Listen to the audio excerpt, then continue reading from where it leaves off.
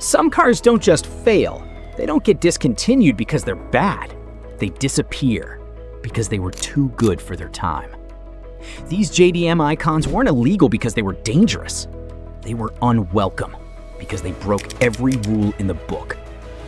One embarrassed supercars for a fraction of the price.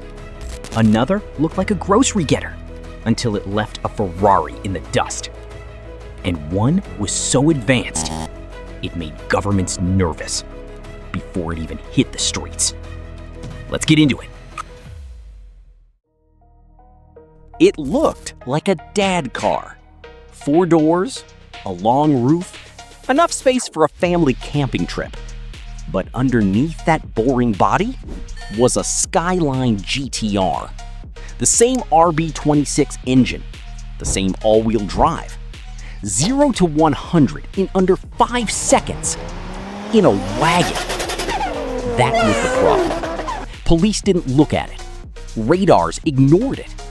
It was the ultimate sleeper. Australia restricted it almost immediately.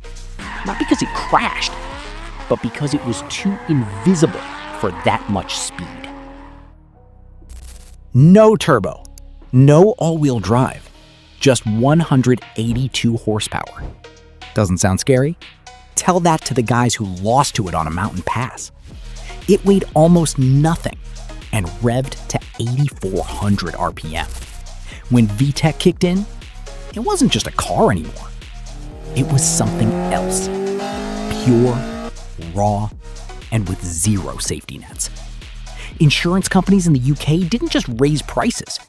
They flat out said no. This car wasn't just fast, it felt different.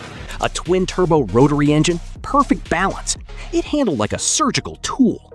But regulators hated what they didn't understand. The rotary was fragile if abused, and people abused them constantly. Add street racing culture, add tuning, and suddenly, this car became a problem. It looked like a basic sedan. That was the trick. Underneath was rally technology, active yaw control, turbo power, insane grip. It could destroy cars worth 3 times more.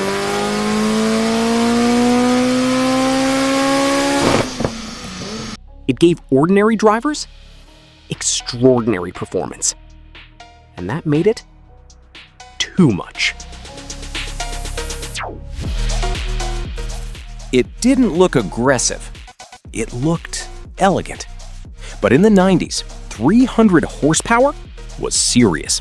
Nissan didn't just give it power, they gave it control. 4-wheel steering, advanced suspension. This wasn't just speed, it was precision. And that made people uncomfortable. Not 40,000 units, not even 4,000, just 400. Subaru built a rally car and made it street legal, wider, faster, and completely unforgiving. In the US, it became forbidden. A car people wanted, but couldn't easily get. This one didn't just break expectations, it broke the rules. Toyota engineered a hidden advantage into the turbo system. A trick so clever, even regulators were shocked. The rally team was banned. And even though the road car was legal, the reputation followed it everywhere.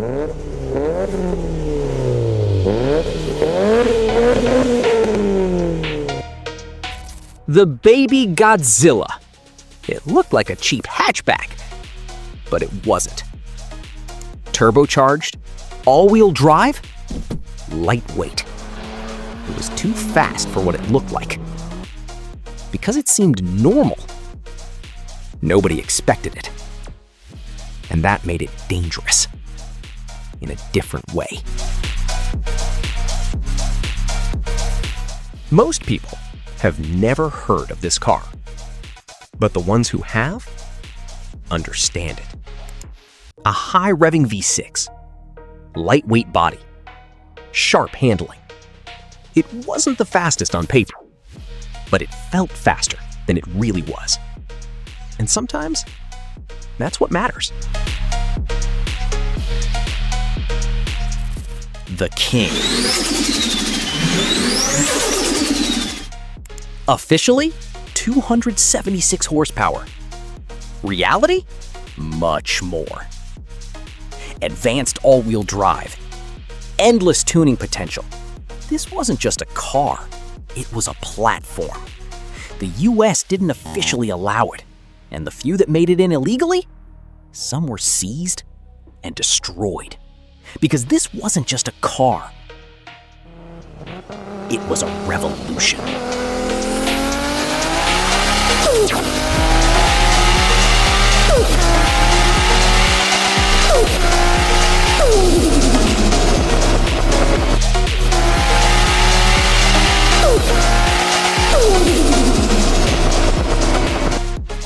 These cars weren't banned because they were bad. They weren't even banned because they were dangerous. They were restricted because they changed expectations. They were too much, too early. Which one would you risk it all for? Drop a comment below and subscribe before this video gets restricted too.